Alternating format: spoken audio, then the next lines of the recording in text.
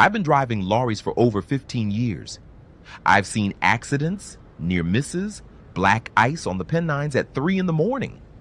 I've had tires blow out on the motorway doing 55 with a full 40-ton load. But nothing, not one single thing in 15 years has broken me the way one phone call did. This is not a story about a crash. This is not a story about a close call on the hard shoulder. This is a story about a Tuesday night on the M62, a hands-free call, and a bloke who taught me everything I know. His name was Tommy. Old Tommy, we called him. 40 years on the road, 40 years of early starts, cold cabs, awful service station coffee, and more miles than most people could ever imagine. He'd retired about 4 months before this night. Just handed his keys in and walked away. Said his back couldn't take it anymore. And honestly, fair play to him. The man had earned his rest. Now the M62 at night over the Pennines is no joke. It's dark. Properly dark. The wind comes at you sideways and tries to wrestle the wheel out of your hands. And at 2 in the morning with a full container on the back, every mile feels like 3. I was flagging. Knackered doesn't even cover it. I'd been on since 5:30 that afternoon, and I still had a good stretch to go before the depot. So I did what I always did when the road got long and the night got heavy. I rang Tommy. He picked up on the second ring, like he always did. "All right, you daft sod," he said. "What are you doing ringing me at this hour?" I told him I was crawling over the Pennines and needed a voice to keep me sane. He laughed, that big warm laugh of his. "Right then," he said, "let's have a natter." And we talked for an hour. A full hour. We went through everything. The time he jackknifed on the A1 back in the 90s. The service station near Weatherby that served the worst bacon buddies in the history of British catering.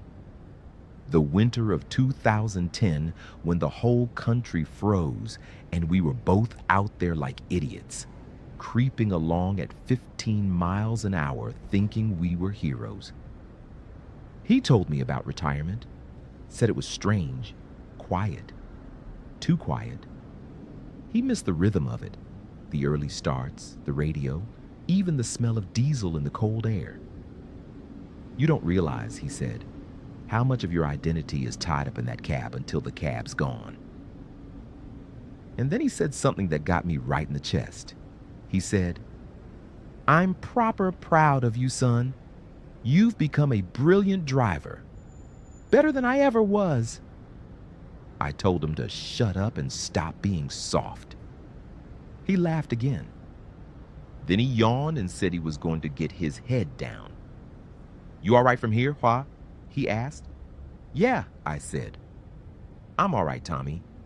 Get some rest, mate." "See you later," he said. And I said, "See you later." I finished the run, pulled into the depot just as the sun was starting to come up over the rooftops. That pale gray light that makes everything look like it's not quite real yet. Switched the engine off, sat there for a minute like you do, just breathing. My phone rang. Unknown number. I answered it. It was a young woman's voice. She asked if I was the one who'd been speaking to her dad tonight.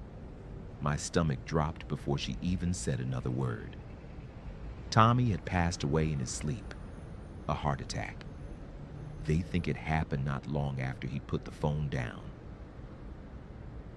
I sat in that cab, engine ticking as it cooled down around me. Sun coming up outside the windscreen. And I just couldn't move.